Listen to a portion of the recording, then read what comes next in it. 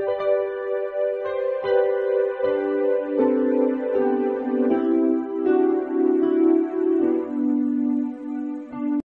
Students, প্রথমেই UK educational টিপসের পক্ষ থেকে তোমাদের সকলকে স্বাগত জানাই। হায়ার সেকেন্ডারি 2024-25 সালের এবিটিএ টেস্ট পেপারের এসি 319 পেজের অ্যাগ্রোনমি অর্থাৎ কৃষিবিজ্ঞানের এমসিকিউ এর সমাধান আজকে তোমাদের করে দেওয়া হচ্ছে। সুতরাং স্টুডেন্টস, তোমরা এবিটিএ টেস্ট পেপারের 319 পেজ বার করো। আমি সমাধান করে দিচ্ছি, তোমরা দাগিয়ে নাও। আর যাদের কাছে টেস্ট পেপার নেই তারা খাতা বার করো, আমি উত্তর করে দিচ্ছি, তোমরা লিখে নাও। অ্যাগ্রোনমি, এটা হচ্ছে আজকের 319 পেজ, এসি 319 পেজ।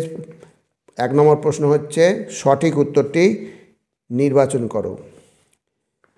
এবার তোমরা পরিষ্কার করে দেখো, ভালো করে বইটা সেট হচ্ছে না, দেখো। এবার বিলম্বিত বৃদ্ধিদশা দেখতে পাওয়া যায়।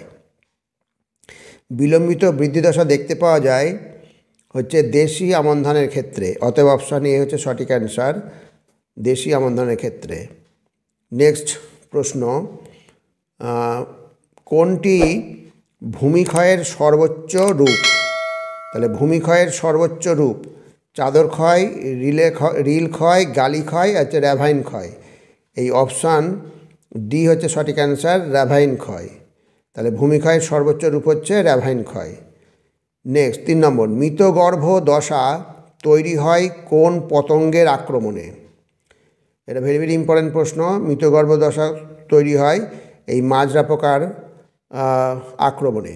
তাহলে অপশান এ হচ্ছে সঠিক অ্যান্সার, মাজরা পোকা। নেক্সট 4 নম্বর, কোন মাটিকে শারীরবৃত্তীয় শুষ্ক মাটি বলা হয়? তাহলে শারীরবৃত্তীয় শুষ্ক মাটি বলা হয় অম্ল মাটি, লবণাক্ত মাটি। এই লবণাক্ত মাটিকে বলা হয় শারীরবৃত্তীয়ভাবে শুষ্ক মাটি। অর্থাৎ এটা শারীরবৃত্তীয় শুষ্ক মাটি না বলে যদি ফিজিওলজিক্যালি ড্রাই সয়েল বলতো তাহলে তোমরা খেয়াল রাখবে, ফিজিওলজিক্যালি ড্রাই সয়েল অর্থাৎ শারীরবৃত্তীয় শুষ্ক মাটি বলা হয় লবণাক্ত মাটিকে। এবার নেক্সট 5 নম্বর প্রশ্ন হচ্ছে কোন উদ্ভিদ খাদ্য উপাদান উৎসেচক? ভালো করে লক্ষ্য করো, কোন উদ্ভিদ খাদ্য উপাদান উৎসেচকের উপাদান? তাহলে এখানে নাইট্রোজেন, ফসফরাস, পটাশিয়াম, ক্যালসিয়াম। তাহলে সঠিক অ্যান্সার হচ্ছে এই ফসফরাস, অপশন বি ফসফরাস। আর পটাশিয়াম হচ্ছে কি ওই উৎসেচক সক্রিয়ক, এনজাইম অ্যাক্টিভেটর হিসেবে কাজ করে পটাশিয়াম। নেক্সট 6 নম্বর, আলুর কন্দ গঠনের সময় যে তাপমাত্রার প্রয়োজন হয় তা হলো? তাহলে আলুর কন্দ গঠনের সময় কোন তাপমাত্রা প্রয়োজন হয়? 17 ডিগ্রি সেলসিয়াস থেকে 18 ডিগ্রি সেলসিয়াস। অপশান এ হচ্ছে সঠিক অ্যান্সার। পরবর্তী প্রশ্ন, এটা 5 নম্বর, 6 নম্বর, 7 নম্বর। স্যাটারিং অর্থাৎ কি ঝরে পড়ার সঙ্গে কোন ফসলের সম্পর্ক রয়েছে? তাহলে ফসল ঝরে পড়ার সঙ্গে সম্পর্ক রয়েছে এই অপশন এ ধান। গমেও খানিকটা ঝরে পড়ে, কিন্তু গমের তুলনায় ধানে বেশি ঝরে পড়ে। অর্থাৎ ঝরে পড়ার সঙ্গে ফসলের সম্পর্ক বললে হবে ধান। 8 নম্বর, CAN ক্যান সারটিতে যে পরিমাণ ক্যালসিয়াম থাকে সেটা হচ্ছে কত পার্সেন্ট? 20%, 15%, 12%, 8%। তাহলে সঠিক অ্যান্সার হচ্ছে 8%, অপশন ডি সঠিক অ্যান্সার।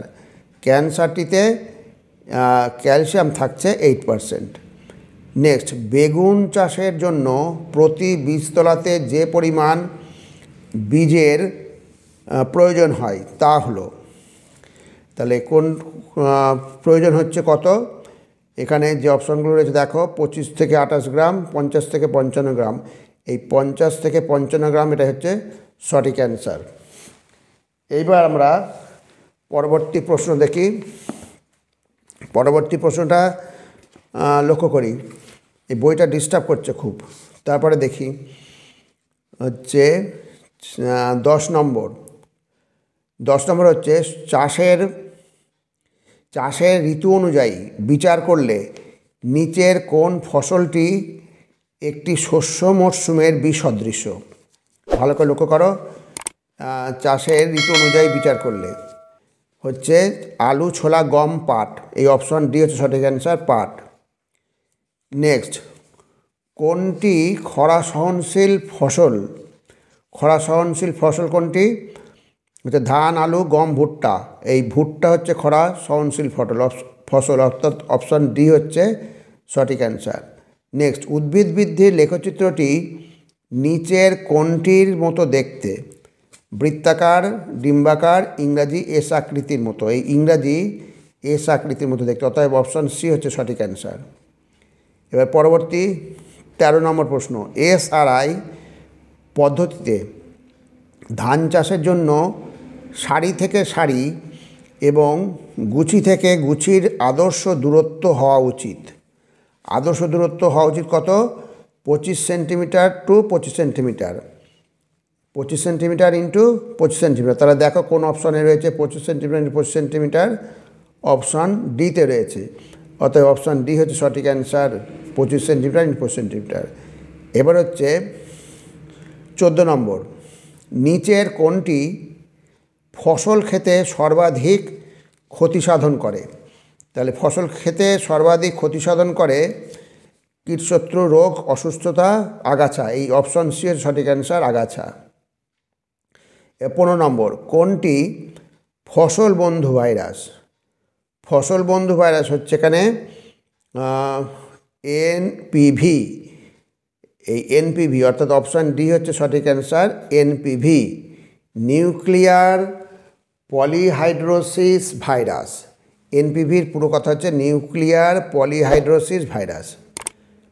অতএব তোমরা এই অপশন ডি হচ্ছে টিক দেবে, সঠিক অ্যান্সার। এবার 16 নম্বর, সর্ষে ফসলের খরা পরিস্থিতিতে ফলন 2+ পার হেক্টর, স্বাভাবিক অবস্থায় ফলন হচ্ছে 2.5+ পার হেক্টর হলে সর্ষে ফসলের খরা সহনশীলতার সূচক কত শতাংশ হবে? যদিও এটা তোমাদের 12-এর সিলেবাসে না, এটা 11 সিলেবাসের থেকে দিয়েছে। এই খরা সহনশীলতা 12-এর, আর এই পরেরটা এই শস্য নিবিড়তার হচ্ছে 11-এর সিলেবাসের। তা খরা সহনশীলতার এখানে হচ্ছে সঠিক অ্যান্সার হচ্ছে 70, 75, 80, 90। এই অপশান সি হচ্ছে সঠিক অ্যান্সার, 80%। তাহলে তোমরা সূত্রে বসিয়ে দেবে যে খরা সহনশীলতার সূচক ইকুয়াল টু খরা পরিস্থিতিতে ফলন বাই স্বাভাবিক অবস্থায় ফলন ইন্টু 100 দিয়ে দেখবে ক্যালকুলেট করে 80% বার হচ্ছে। এবার নিম্নলিখিতগুলির মধ্যে কোনটি চিরস্থায়ী আগাছা? চিরস্থায়ী আগাছা হচ্ছে বহুবর্ষজীবী হচ্ছে মুথা। এইবার হচ্ছে 18 নম্বর, 5 হেক্টর কৃষি জমির 2 হেক্টর এক ফসলি, 2 হেক্টর দু ফসলি এবং 1 হেক্টর 3 ফসলি হলে ওই জমির শস্য নিবিড়তা কত শতাংশ? তাহলে শস্য এটা 11-এর সিলেবাস থেকে এসছে। কত শতাংশ হবে? এখানে হচ্ছে ফর্মুলায় বসিয়ে দেবে, ওই টোটাল জমি হচ্ছে 5 হেক্টর, আর 1 ফসলি, 2 ফসলি আর 3 ফসলি মিলিয়ে হচ্ছে কত? হচ্ছে 5 হেক্টর। তার মানে এখানে 1 ফসলি 2, 2 ফসলি 2 আর 3 ফসলি 1 হচ্ছে কত? 2, 2 4, 4 আর 2 6, 6 আর 1 3, 1 3, 6 3 9, তাই 9/5 ইন্টু 100। ওই ক্যালকুলেট করলে পেয়ে যাবে কত? যে 180, 180%। অপশান ডি হচ্ছে সঠিক অ্যান্সার।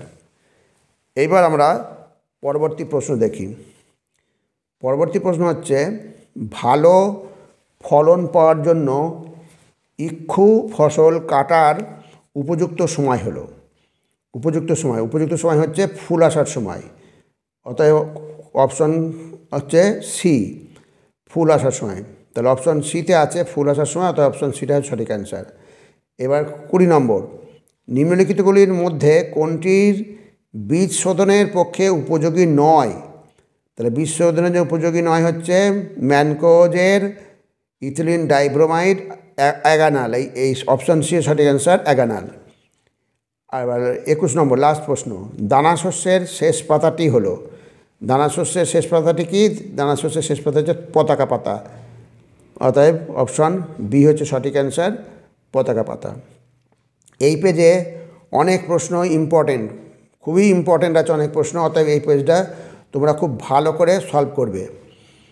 আর এই এর আগের পেজে আগের যে ভিডিওগুলো দিয়েছে ওগুলো তো তোমরা করবেই, বিশেষ করে এই পেজটা খুব ভালো করে করবে, কারণ এখানে বহু প্রশ্ন ইম্পর্টেন্ট আছে।